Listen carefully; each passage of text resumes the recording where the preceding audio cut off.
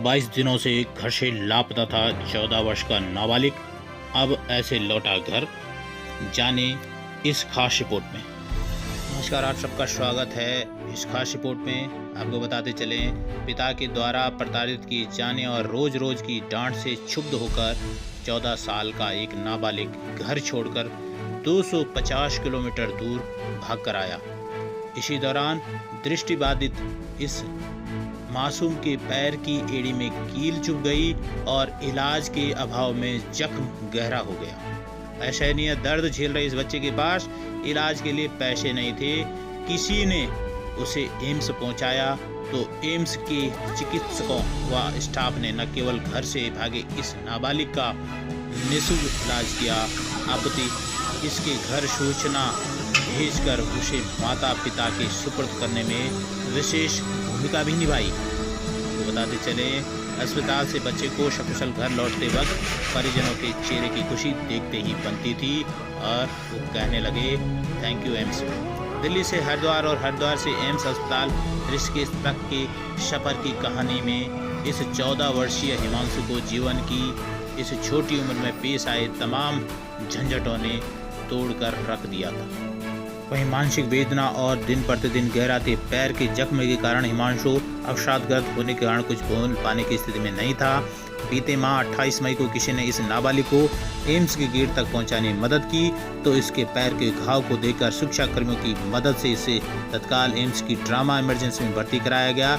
एक आंख जन्म से ही दृष्टिबाधित होने के कारण परेशानी याद ही कि यह बच्चा न तो ढंग से देख पा रहा था और पकड़े जाने के डर से न ही खुलकर बोल पा रहा था। आंखें बता रही थी कि वह अपने से बिछड़ गया है और कई दिनों से इधर उधर भटकते रहने के कारण कुछ भी स्पष्ट बोलने की स्थिति में नहीं है।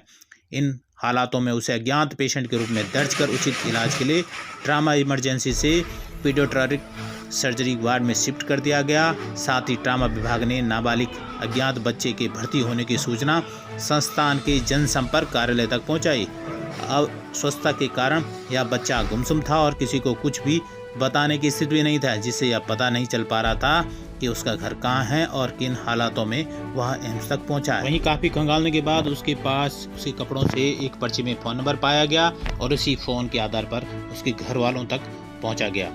चिकित्सकों के अनुसार पैर में कील घुसने और समय पर इलाज न होने के कारण उसके घाव से मवाद बहने की स्थिति आ गई थी।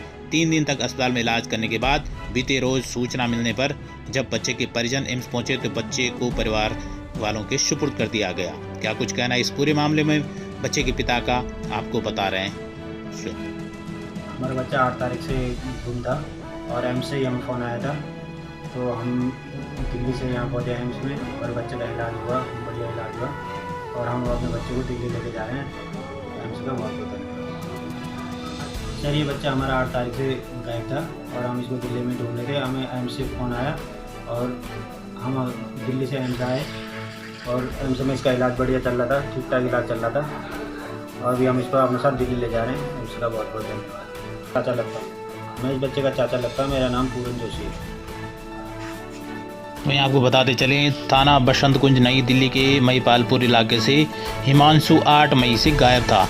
आर्थिक तंगी की वजह से परिवार में रोज कलह होती थी और कुछ महीनों से पिता बेरोजगार हैं। कक्षा 7 में पढ़ रहे अपनी छोटी बहन को स्कूल लेने के लिए निकला, मगर जब शाम ढलने तक घर नहीं पहुंचा तो घर वालों ने बच्चे की गुमशुदगी रिपोर्ट दर्ज कर